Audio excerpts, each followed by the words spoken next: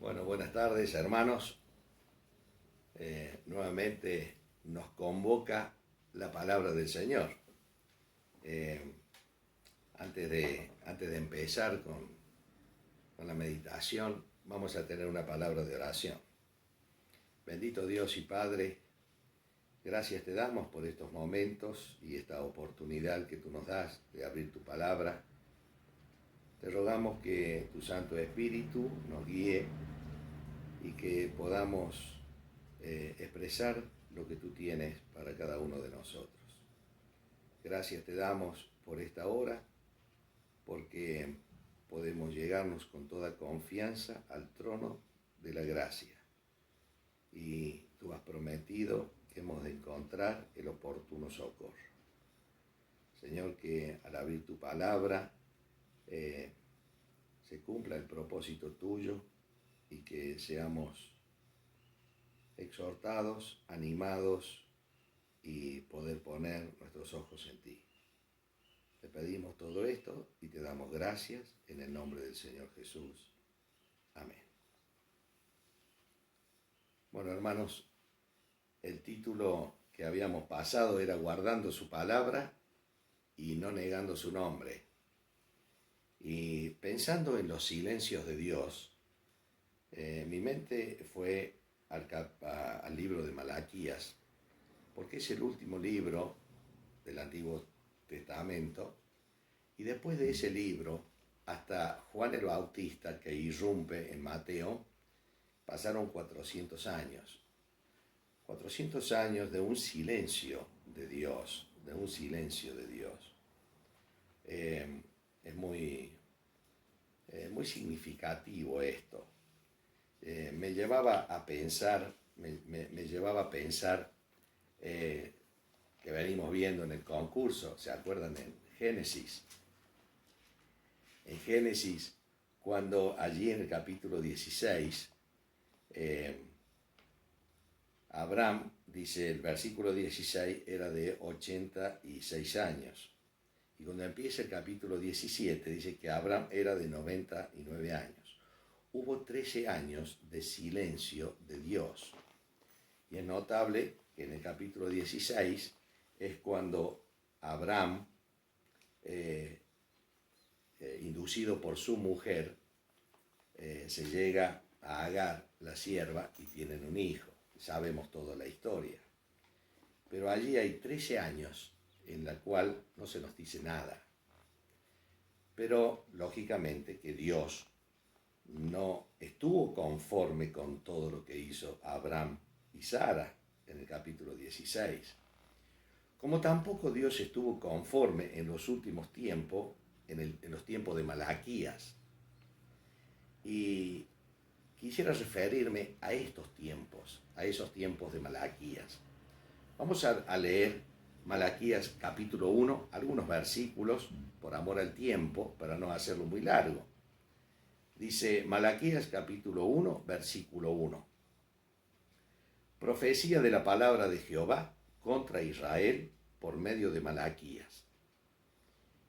Yo os he amado, dice Jehová, y dijisteis, ¿en qué nos amaste? Vamos al versículo 6.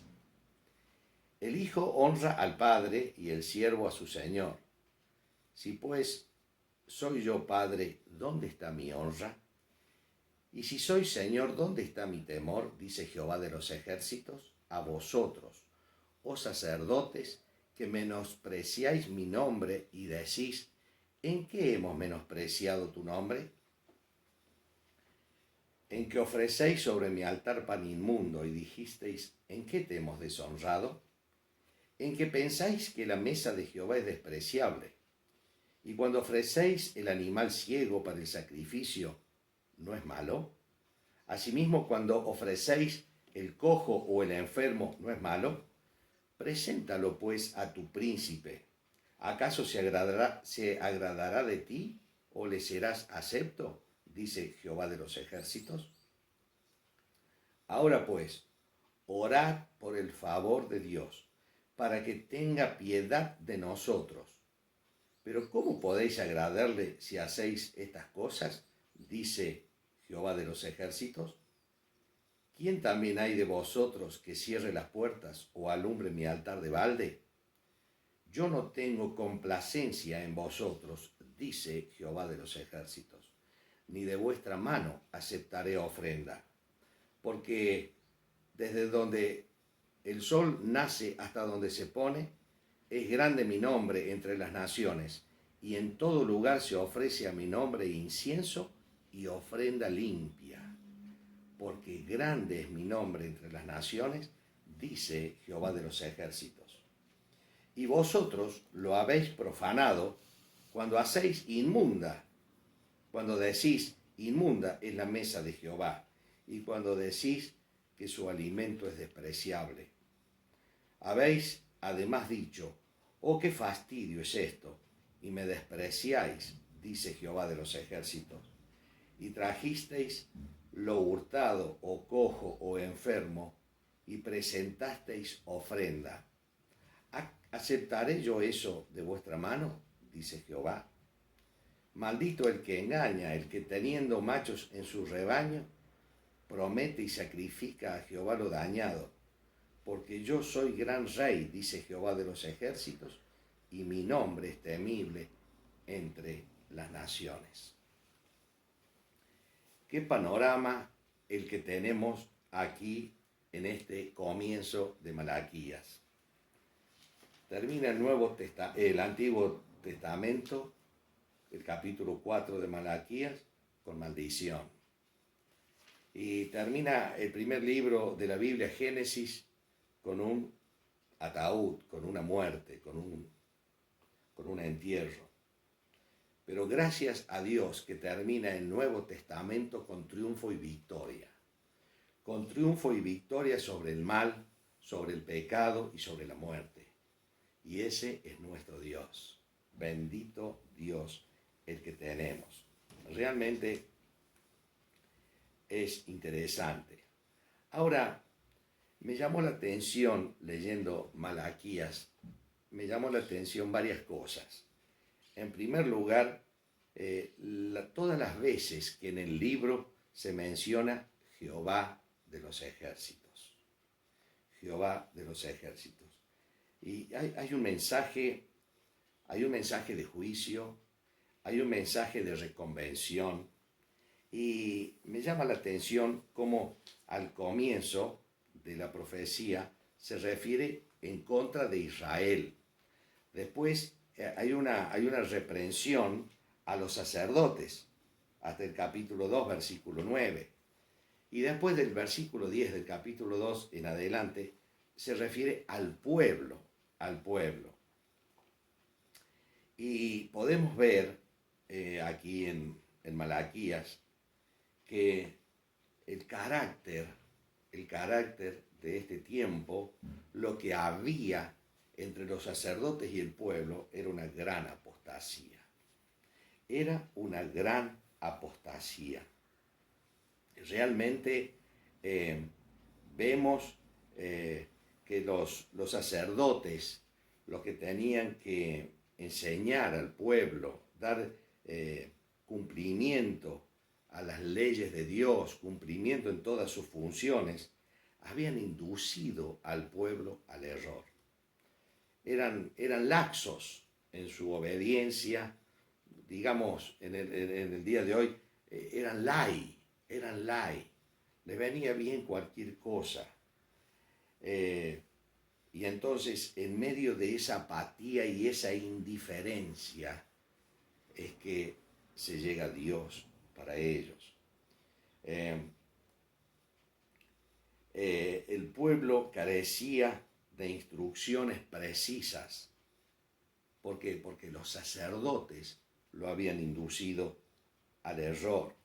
Ahí en el capítulo 2 y también en adelante vemos cómo se habían mezclado con las religiones paganas, cómo habían constituido matrimonios mixtos. Y este espíritu de esta época la podemos comparar con el libro de Nehemías, el capítulo 13, cuando Nehemías tiene que tomar para limpiar el templo, para separar aquellos matrimonios mixtos. ¿Por qué? Porque se había diluido tanto, era todo permisivo y bueno, Dios tiene que hablarles muy, muy seriamente. Ahora, la apostasía se podía ver, se podía vivir en esa época. Y entonces el objetivo del libro es poner en claro el pecado de Israel, el pecado de los sacerdotes y el pecado del pueblo, la apostasía también. Y también enfatizar el juicio de Dios. El juicio de Dios que sobrevendría al pecador, como también las bendiciones que le llueven a aquel que se arrepiente delante de Dios. Ellos estaban deshonrando a Dios, pero lo que hacía estremecer el corazón de Dios es que ellos se habían acostumbrado a vivir de esa forma.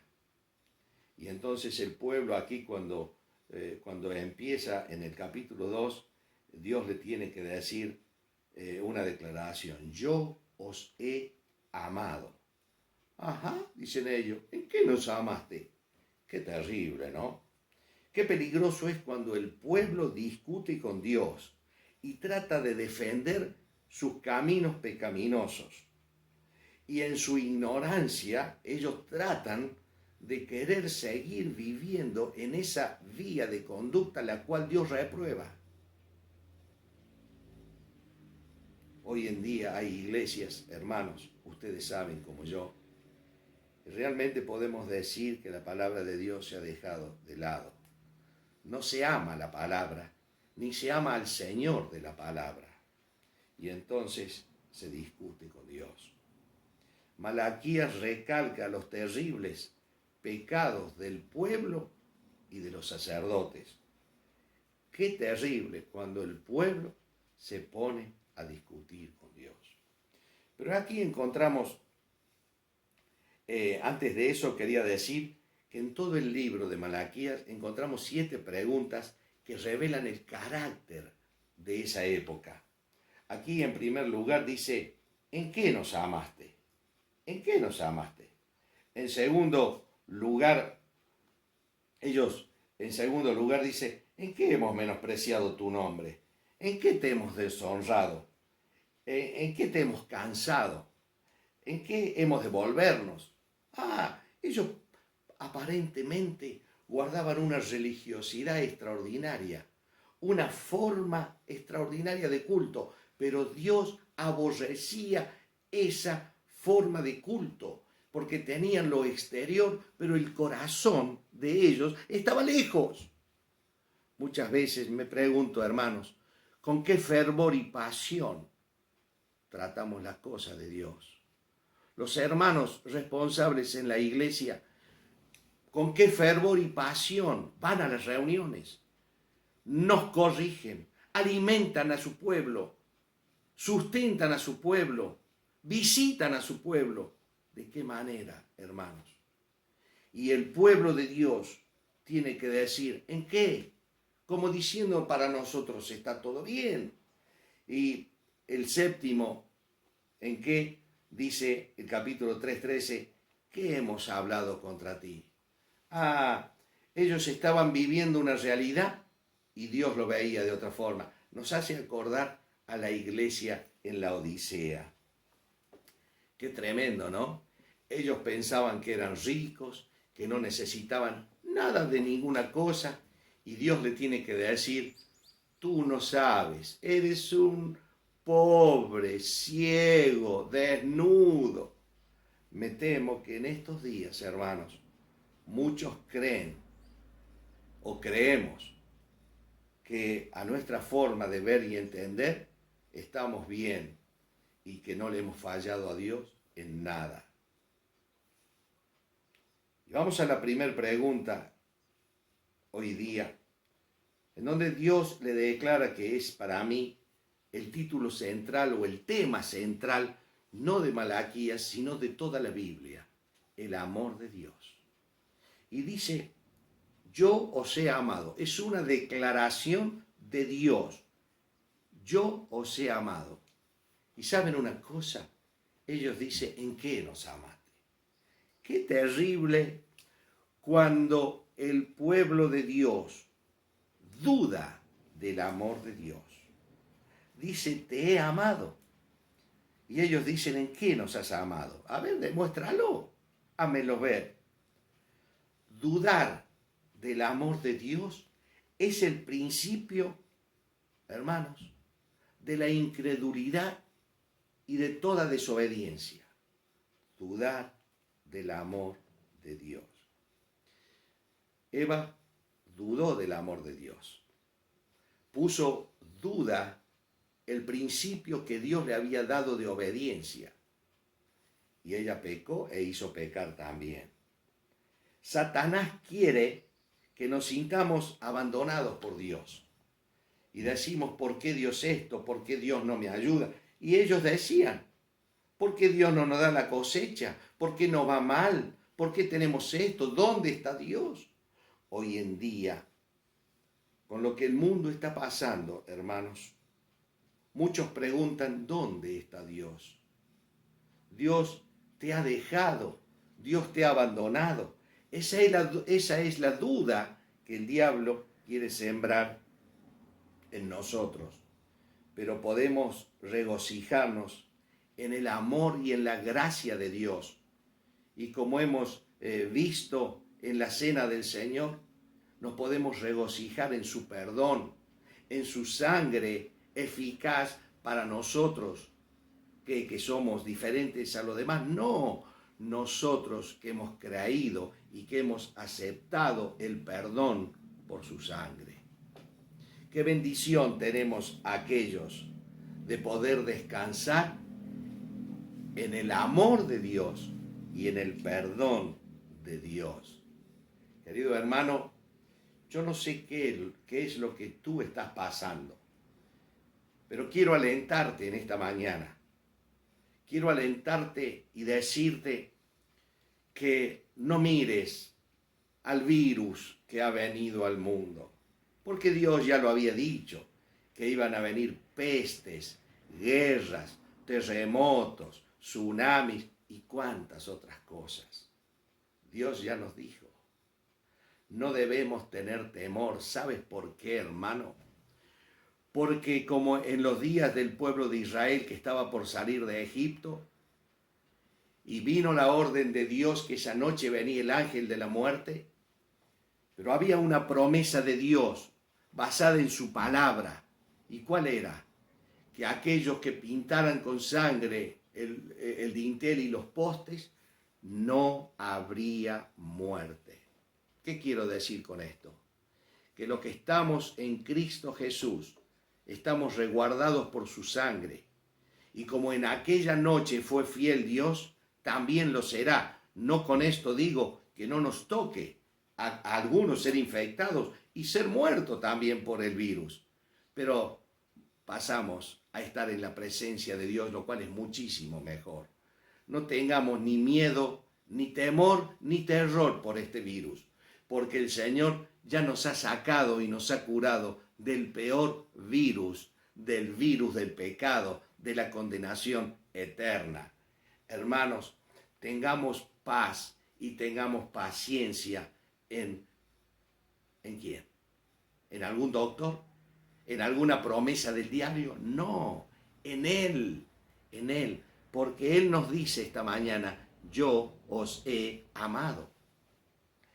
Y el pueblo, los sacerdotes, lo querían agradar a Dios en apariencia, pero su corazón estaba lejos. Que nuestros corazones, hermanos, se abroquelen, nos pongamos con corazones íntegros. Confiemos en la palabra de Él, confiemos en su promesa, pero por sobre todas las cosas, confiemos en su amor tan maravilloso y eterno que tenemos. Pero a estos sacerdotes les había tomado la indiferencia. Y no hay peor cosa en la vida para un creyente ser indiferente para las cosas de Dios. No hay peor cosa que cuando la indiferencia nos llega porque nos fue mal con esto, o porque hemos fracasado con aquello, o porque las situaciones de diferentes cosas de la vida, entonces llega lo peor. Hemos llegado al peor estado de los humanos, la muerte en vida. Y quiero decirte, mi hermano, que a mí me ha hecho mucho bien pensar en todo esto, porque como estos sacerdotes iban al templo, sí, servían a las mesas, sí, pero Dios no se agradaba de ellos. Era simplemente un formulismo y Dios detestaba esto, hasta tal punto que Dios prefería que alguien con carácter cerrara el templo. Cerrara el templo. Ellos no valoraban los privilegios que Dios le había dado, los privilegios espirituales, servir al altar, quemar incienso, comer el pan consagrado de la proposición. Y no traían lo mejor, sino que traían lo peor. Dios le dio lo mejor a ellos y a su vez pedía lo mejor, pero ellos no querían obedecerle. Estamos llegando al final de nuestro mensaje porque el tiempo corre. Quisiera que pudiéramos terminar diciendo lo siguiente. El versículo 11 está hablando que, refiriéndose al pueblo gentil, al pueblo gentil, dice, porque desde donde el sol nace hasta donde se pone, es grande mi nombre entre las naciones, y en todo lugar se ofrece a mi nombre incienso y ofrenda limpia, porque grande es mi nombre entre las naciones, dice Jehová de los ejércitos. Como si fuera un versículo profético de los últimos tiempos. Quiero decirte, hermano y hermana, que Dios en esta época quiere realmente sacrificios espirituales. Y quiero mencionar algunos sacrificios espirituales que Dios se agrada, y ojalá se agrade de nuestros sacrificios, que todos juntos podamos sacrificar a Dios realmente sacrificios espirituales, pero de corazón, de corazón, de corazón que le ame, que reconozca su nombre, que reconozca su honra, que reconozca el temor de Dios. Y dice, ¿cuáles son los sacrificios que Dios se agrada? Nuestros cuerpos. Allí en Romanos capítulo 12, versículo 1 y 2. Nuestras ofrendas. Filipenses 4, 14 al 18. Me pregunto, ¿qué le estamos dando a Dios? ¿Qué le estamos dando a Dios? Nuestra alabanza, Hebreos 13, 15. Nuestras buenas obras, Hebreos 13, 16. Dios nos dice en su palabra que de hacer el bien y de la ayuda mutua no nos olvidemos. Ahora donde miremos hay necesidad a nuestro alrededor. Y hay un versículo que me estremece, las almas que hemos ganado para Cristo. Sí, sí. Hay algo que el apóstol Pablo ahí en Romanos 15, 16, aquellos que hemos ganado para Cristo es como una ofrenda para Dios. Es un versículo muy hermoso, por amor al tiempo no lo vamos a considerar. Y pregunto, ¿qué le estamos dando a Dios? ¿Qué le estamos dando a Dios de nuestro tiempo? Gracias a Dios, porque el amor de Él se ha manifestado para perdón y para salvación. Gracias a Dios que Él nos ha quitado, como he dicho ya, el virus, pero no este coronavirus, este que tenemos. Nos ha quitado el virus del pecado. Nos ha ofrecido el perdón y la vida eterna en Cristo Jesús. Por eso, si hay alguno que está escuchando este mensaje y no tiene a Cristo como su Salvador personal, en esta mañana, considere el amor de Dios. Yo os he amado, dice el Señor, a su pueblo, pero a ti también te lo dice, que Dios muestra su amor para con nosotros, en que siendo aún pecadores, Cristo murió por nosotros, por aquellos que hemos creído, y por ti también murió el Señor Jesucristo. Que Dios bendiga su palabra, que nos anime y nos fortalezca para acercarnos a Él y para que en este tiempo podamos agradar a Dios, pero con corazón sincero. Que Dios le bendiga.